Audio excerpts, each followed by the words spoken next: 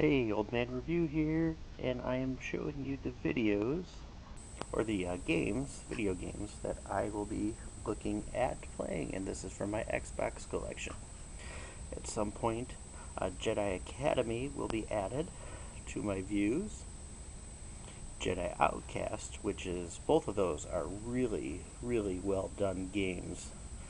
Um, Handing down to something that is out of the genre, Simpsons Road Rage. Don't know how much of that I'll actually do. It was fun, but not great all the time.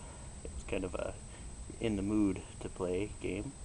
Although that's one that my wife enjoyed playing along with me. And Obi-Wan, which is the reason I got the Xbox, as it was only being released on the Xbox system. And honestly, it's an okay enough game to play, but it wasn't an okay enough game to justify getting an Xbox instead of something else. But most titles were released on Xbox and PlayStation, so it was okay.